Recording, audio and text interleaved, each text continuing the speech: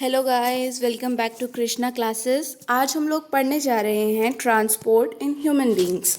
उसके अंदर हम सर्कुलेशन ऑफ ब्लड पढ़ेंगे, हार्ट के बारे में पढ़ेंगे, सारी चीज़ें पढ़ेंगे। तो चलो अब स्टार्टिंग करते हैं। सबसे पहले पढ़ते हैं ट्रांसपोर्टेशन इन ह्यूमन बींग्स। तो ये ट्रांसपोर्टेशन जो है ये कराता कौन है?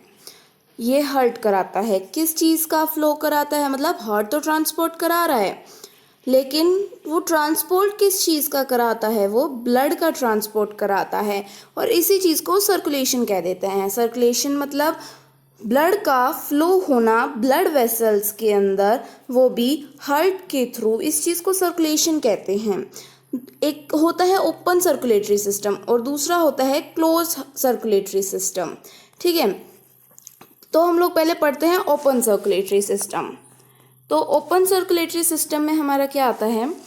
When the blood does not remains confined to the blood vessels and flow into spaces called sinuses in the tissue, it is termed as the open circulatory system।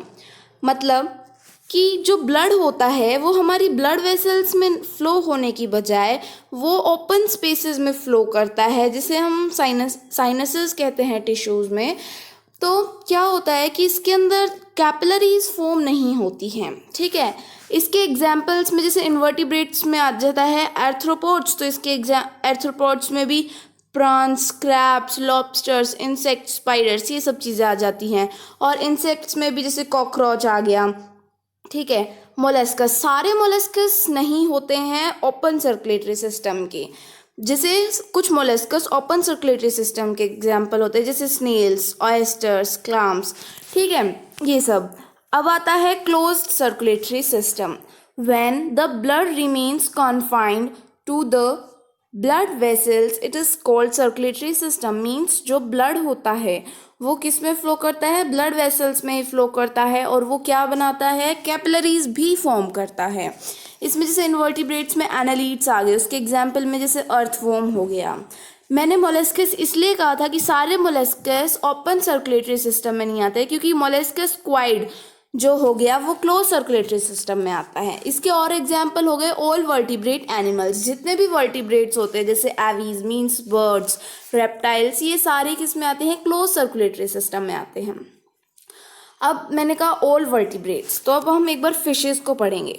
ठीक है, तो फिशेस में क्या होता है? ये 2 चैम्बर्ड हार्ट होता है फिशेस के अंदर। एक चैम्बर को हम लोग एट्रियम बोल देते हैं और एक वेंट्रिकल बोल देते हैं। तो क्या होता है, जो डीऑक्सीजनेटेड ब्लड होता है वो हार्ट से गिल्स के पास चला जाता है, जहाँ पर ब्लड का क्या हो जाता है? ऑक्सीजनेशन हो जाता है। मतलब ब्लड डीऑक्सीजनेटेड से ऑक्सीजनेटेड में कन्वर्ट हो जाता है, क्योंकि फिशेस गिल से सांस लेती है और वहाँ पर ऑक्सीजन प्रेजेंट होती है। तो ब्लड भी कैसे हो जाता है? ऑक्सीजनेटेड। अब वो ऑक्सीजनेटेड ब्लड कहाँ चला जाएगा? गिल से बॉडी पार्ट्स पे। और बॉडी पार्ट्स अपना फंक्शन करने के लिए, सेल्स अपना फंक्शन करने के लिए उस ब्लड से ऑक्सीजन को ले लेते हैं आगे फर्दर वर्किंग के लिए, और कार्बन डाइऑक्साइड वापस ब्लड को दे देते हैं। अब वो डीऑक्सीजनेटेड ब्लड जो होता है वो कहाँ चला जाएगा? बॉडी पार्ट से हार्ट के पास। अब वो हार्ट के पास फिर से कहाँ डीऑक्सीजनेटेड होके कहाँ चला जाएगा? गिल्स में। तो ये साइकिल जो है वो चलती रहती है। देखिए, जैसे हार्ट से डीऑक्सीजनेटेड ब्लड कहाँ गया? गिल्स में। गिल्स से कहाँ चला गया? बॉडी पार्ट्स में। बॉडी पार्ट से कहाँ जाएगा फिर से वो डीऑक्सीजनेटेड ब्लड? हार्ट में। तो ये जो एक साइकिल है वो चलती रहती है। मीन्स हार्ट के पास एक बार में एक जो ब्लड है वो एक बार में फ्लो हो रहा है एक साइकिल में। तो इस चीज़ को हम लोग सिंगल सर्कुलेशन कहते हैं। ठीक है, ये देखिए, इतना समझ में आया। अब आगे चलते हैं। अब हम बात करेंगे लंग फिशेस, एम्फीबियंस या रेप्टाइल्स के बारे में। मैंने यहाँ लिखा है एक्सेप्ट क्रोकोडाइल्स, रेप्टाइल्स में। ऐसा क्यों? ये देखिए, क्योंकि मैंने नीचे लिखा है 3 चैम्बर्ड हार्ट, इनमें 3 चैम्बर्ड हार्ट होता है। लेकिन रेप्टाइल्स में जो क्रोकोडाइल है वो एक एक्सेप्शन होती है, क्योंकि उसके अंदर 4 चैम्बर्ड हार्ट प्रेजेंट होता है। ठीक है, ये देखिए, लंगफिश, क्रोकोडाइल को छोड़ के बाकी सारे रेप्टाइल्स और एम्फीबियंस में क्या होता है? 3 चैम्बर्ड हार्ट होता है, जिसमें से 2 एट्रियम होते हैं और एक वेंट्रिकल होता है। ठीक है। जैसे lung fish, amphibians and reptiles है, तो उनके क्या है मीन्स गिल्स, लंग्स, स्किन, ये सब चीज़ें जिनसे वो सांस लेते हैं, तो वहाँ से ऑक्सीजनेटेड ब्लड आएगा लेफ्ट एट्रियम में। बॉडी पार्ट से डीऑक्सीजनेटेड ब्लड आएगा राइट एट्रियम में, और दोनों के दोनों ब्लड वेंट्रिकल में जाके मिल जाते हैं। मैंने लिखा हुआ है both oxygenated and deoxygenated blood mixed in ventricle. Ventricle के अंदर लंग्स, गिल्स, स्किन से आया हुआ ऑक्सीजनेटेड ब्लड और बॉडी पार्ट से आया हुआ डीऑक्सीजनेटेड ब्लड आके मिल जाता है, और वहाँ से मिक्स्ड ब्लड बाहर निकलता है। और इसी चीज़ को, ये हुआ तो डबल सर्कुलेशन, पर हार्ट, क्योंकि हार्ट में 2 बार फ्लो करते हैं इसलिए, पर ये इनकम्प्लीट है, इसलिए हम इसको बोलते हैं इनकम्प्लीट डबल सर्कुलेशन। ठीक है। अब हम लोग बात करते हैं क्रोकोडाइल, बर्ड्स एंड मैमल्स की। क्रोकोडाइल्स, जैसे रेप्टाइल्स नहीं लिख सकते क्योंकि रेप्टाइल्स में सिर्फ एक एक्सेप्शन आती है, क्रोकोडाइल, तो मैंने यहाँ सिर्फ क्रोकोडाइल लिखा है। क्रोकोडाइल, बर्ड्स एंड मैमल्स, तो इसमें क्या होता है, 4 चैम्बर्ड हार्ट होता है, जिसमें से 2 एट्रियम होते हैं और 2 वेंट्रिकल होते हैं। In these blood flow twice from the heart, so known as double circulation. इसी चीज़ को डबल सर्कुलेशन कहा जाता है। इसके अंदर एक होता है पल्मोनरी, 2 बार सर्कुलेशन होता है। देखो क्या हुआ कि जो ये होते हैं इनमें डबल सर्कुलेशन होता है, डबल सर्कुलेशन। ठीक है, मतलब ट्वाइस सर्कुलेशन होता है। तो इस डबल में भी 2 होंगे, फिर एक तो हो जाता है हमारा पल्मोनरी। कैसा? पल्मोनरी। और दूसरा हो जाता है सिस्टमैटिक। सिस्टमैटिक।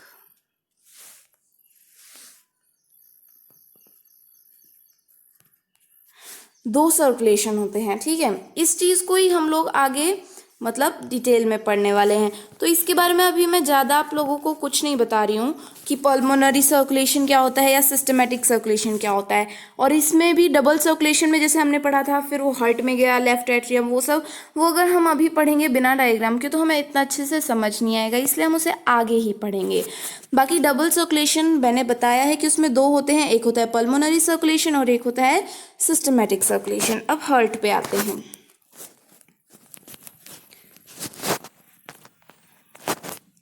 अब हम बात करेंगे हार्ट की।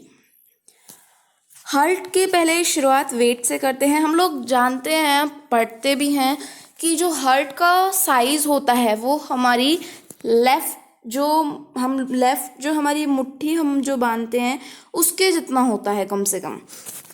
तो अगर हम बात करें इन मेल्स, तो इसका जो वेट होता है वो वेरी करता है 280 ग्राम से 340 ग्राम के बीच में, और एवरेज बात करें तो 300 ग्राम। और इन फीमेल्स अगर हम बात करें तो फीमेल्स के अंदर होता है बिटवीन 230 ग्राम से 280 ग्राम तक, और एवरेज बात करें तो 240 ग्राम तक होता है। ठीक है, ये तो था ब्लड का वेट। अब हार्ट के बारे में और देखते हैं। अब हम एक टर्म पढ़ेंगे, पेरिकार्डियम।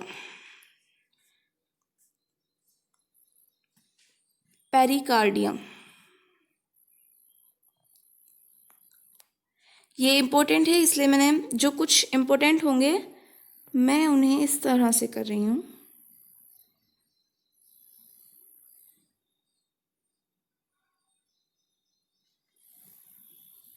ये चीज़ें जो हैं वो हैं इम्पोर्टेंट, इसलिए मैंने इस तरह से किया है। ठीक है,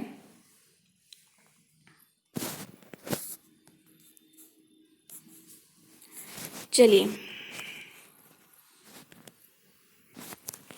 इसमें जो होगा, एक पेरिकार्डियम हम पढ़ते हैं। Pericardium is a 2-layered sac consisting of outer parietal pericardium and inner versical pericardium। तो ये चीज़ क्या है ये देखते हैं। मेन जो चीज़ थी ये है। अब इसका मतलब समझते हैं कि ये कहना क्या चाहता है। जो पेरिकार्डियम है ये एक 2-लेयर्ड का सैक है। मान लो ये एक पेरिकार्डियम है पूरा का पूरा, मान लो ये हमारा हार्ट है और ये पूरा का पूरा इसकी लेयर्स को हम लोग पेरिकार्डियम बोल देते हैं, ठीक है। पेरिकार्डियम के भी जैसे पेरिकार्डियम एज अ एक लेयर है, पर उसमें भी दो लेयर्स प्रेजेंट होती हैं। एक होती है पेराइटल पेरिकार्डियम और दूसरी होती है वर्सिकल पेरिकार्डियम। ये जो बाहर की है इसको हम पेराइटल पेरिकार्डियम बोलते हैं और जो इनर है इसको हम वर्सिकल पेरिकार्डियम बोलते हैं और इस पूरे को एज अ हार्ट की लेयर पेरिकार्डियम बोलते हैं। In two layers a space the pericardial cavity is present. अब ये क्या कहता है, देखिए ये लाइन कह रही है कि ये जो दो लेयर्स हैं इनके बीच में ये कैविटी सी प्रेजेंट है, ये स्पेस प्रेजेंट है। ये क्या है, पेरिकार्डियल कैविटी से कहते हैं। क्या कहते हैं, पेरिकार्डियल कैविटी। और इसके अंदर एक फ्लूइड प्रेजेंट होता है। क्या प्रेजेंट होता है, फ्लूइड सा प्रेजेंट होता है जिसे हम लोग बोल देते हैं पेरिकार्डियल फ्लूइड। देखिए ये पेरिकार्डियल फ्लूइड बोल देते हैं और जो स्पेस होता है उसको पेरिकार्डियल कैविटी, ठीक है।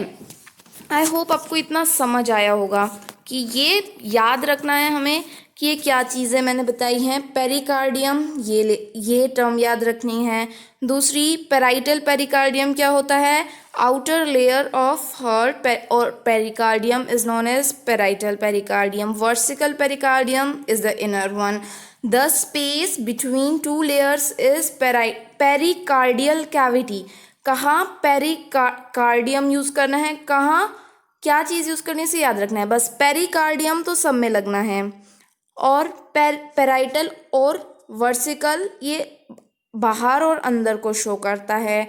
और स्पेस पेरिकार्डियल कैविटी, उसमें प्रेजेंट फ्लूइड पेरिकार्डियल फ्लूइड, इस तरह से। अब हार्ट आता है, ये हमारा हार्ट होता है। अभी मैं सिर्फ और सिर्फ एक्सप्लेनेशन दूंगी इसके पार्ट्स की, और उसके बाद ही इसके बाद हम लोग जानेंगे कि किस तरह से ब्लड जो होता है फ्लो करता है, ठीक है। ये हमारा हार्ट होता है, ठीक है। अब हार्ट को हमने पढ़ा है कि उसके 4 चैम्बर होते हैं। ह्यूमन हार्ट की बात कर रहे हैं हम लोग। ये हार्ट है, या फिर देखिए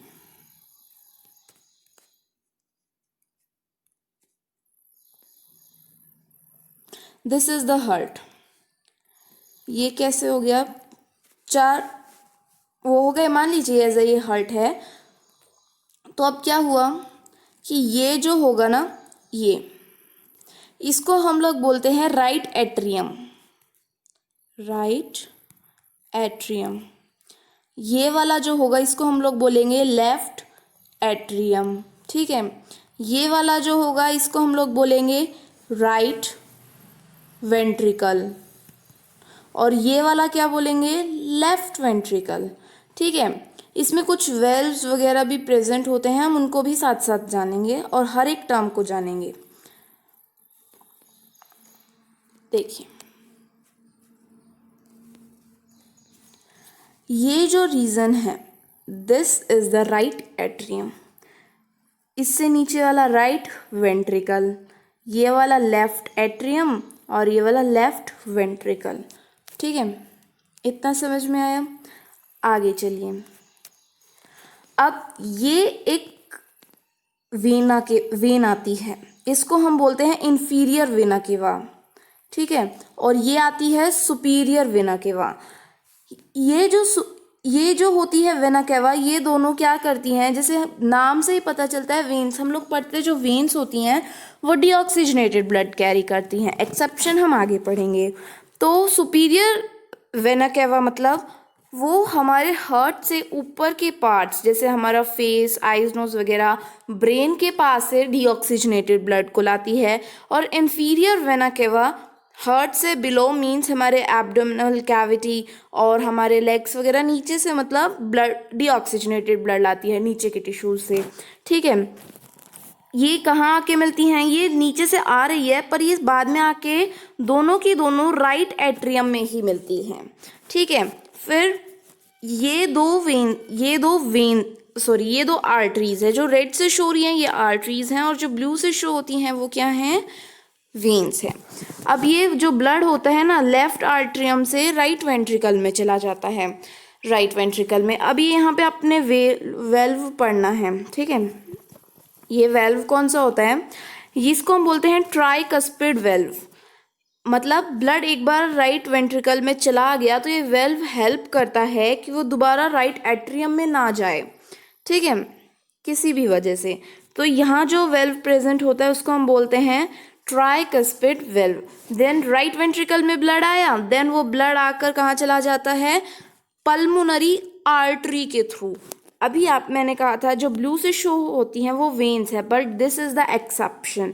मतलब कलर को छोड़ो, इसके अंदर क्या हो रहा है कि ये एक पल्मोनरी आर्टरी है। हम पढ़ते हैं आर्टरी में ऑक्सीजनेटेड ब्लड कैरी होता है, but pulmonary artery is the exception जिसके अंदर डीऑक्सीजनेटेड ब्लड फ्लो होता है। ये डीऑक्सीजनेटेड ब्लड लेती है पल्मोनरी आर्टरी, और एक ये जाती है हमारे लेफ्ट लंग के पास, और ये जाती है राइट लंग के पास। और ये कहाँ होते हैं, मतलब ये वहाँ जाकर के ब्लड कैसा हो जाता है, ब्लड लंग्स में जाएगा तो ऑफकोर्स ऑक्सीजनेटेड ब्लड बन जाएगा। अब वो ऑक्सीजनेटेड ब्लड को हमारी जो पल्मोनरी वेन्स होती हैं, अभी मैंने बोला था pulmonary veins deoxygenated blood carry करती हैं, पर pulmonary veins are the exception in the veins, क्योंकि ये ऑक्सीजनेटेड ब्लड को कैरी करेंगी। जो क्या करेंगी, ये ब्लड को ये दो लाएंगी ऑक्सीजनेटेड ब्लड राइट लंग के पास से, और ये दो लाएंगी ऑक्सीजनेटेड ब्लड लेफ्ट लंग के पास है, और दोनों कहाँ के खुल जाएंगी, लेफ्ट एट्रियम में। लेफ्ट एट्रियम में खुल जाएंगी, लेफ्ट एट्रियम में। अच्छा, अभी ये क्या था, हमने वेंट्रिकल से पढ़ा कि ये लेफ्ट पल्मोनरी आर्टरी से जाता है, पर आपने अभी ये कुछ गोल गोल से ही देखा, ये क्या चीज़ है, ये होते हैं ये दोनों ही, ये रेड भी और ये ब्लू भी, इन दोनों को हम लोग क्या बोलते हैं, ये होते हैं हमारे semi lunar valves. Semi lunar valves बोलते हैं इनको। बाकी अगर हम इनके एक एक का बात करें तो ये वाला जो वेल्व होता है इसको हम बोलते हैं पल्मोनरी वेल्व। क्या बोलते हैं, पल्मोनरी वेल्व, ठीक है। अब देखिए, और ये वाला जो होता है, ये वाला, ये होता है एरोटिक वेल्व। क्या होता है, एरोटिक वेल्व। अब ये जो ऑक्सीजनेटेड ब्लड आया लेफ्ट एट्रियम में आया, देन लेफ्ट वेंट्रिकल में चला गया, और ये कौन सा वेल्व हुआ भैया, ये होता है माइट्रल वेल्व बोल सकते हैं इसको हम, या फिर बाइकस्पिड वेल्व भी बोल सकते हैं। माइट्रल वेल्व और बाइकस्पिड वेल्व दोनों सेम होते हैं, ठीक है। अब लेफ्ट वेंट्रिकल में ब्लड आ चुका है, अब वो एरोटिक वेल्व से कहाँ चला जाएगा, ओल्टा में चला जाएगा, और ये ओल्टा जो होता है ना, ये ब्लड को कहाँ ले जाएगी, पूरी बॉडी में ले जाएगी, ठीक है। और पूरी बॉडी के पास फिर से ऑक्सीजनेटेड ब्लड चला जाएगा, तो क्या हो गया, ऑक्सीजनेटेड ब्लड पूरी बॉडी में गया, फिर से वो oxygenated blood inferior superior vena cava के थ्रू दोबारा राइट एट्रियम में आ जाएगा। तो ये चलता रहता है। जब ब्लड लंग्स के पास गया तो क्या हुआ, वो पल्मोनरी सर्कुलेशन, क्योंकि वहाँ पे हमारे लंग्स का रोल आ जाता है, और जब वो पूरे बॉडी पार्ट्स में गया, बॉडी टिश्यूज़ के पास गया, तो वो कहलाता है सिस्टमैटिक सर्कुलेशन, ठीक है। इसलिए हमारे ह्यूमन के अंदर क्या होता है, डबल सर्कुलेशन होता है। हम इसके बारे में प्रॉपर विद डायग्राम कैसे फ्लो होता है इसको हम लोग हमारी नेक्स्ट क्लास में पढ़ेंगे। आज जो था इसको बताने का सिर्फ इतना था कि राइट एट्रियम क्या होता है, कौन कौन से वेल्व्स कहाँ प्रेजेंट होते हैं, सिर्फ ये सब बताना था आज की क्लास में। नेक्स्ट क्लास में पार्ट 2 के अंदर हम लोग जानेंगे कि कैसे कैसे और अच्छे से ब्लड फ्लो होता है, प्रॉपर विद डायग्राम्स, और अच्छे से और समझेंगे, ठीक है। आज की क्लास में बस इतना ही। और एक दो अमेजिंग बातें हमारे हार्ट के बारे में, हमारी जितनी भी आर्टरीज होती हैं उनमें सबसे बड़ी आर्टरी जो होती है, या फिर हम कह सकते हैं जहाँ सारी आर्टरीज आके मिलती हैं, उसे बोलते हैं ओल्टा। और जो सबसे बड़ी वेन होती है या फिर सारी वेन्स जहाँ के मिलती हैं उसे हम बोलते हैं वेना केवा। ये दो बातें थी जो इंटरेस्टिंग थी, जो मैंने आपको बताई। इस चीज़ को याद रखना। और आज की क्लास बस यहीं पर एंड होती है। Thank you.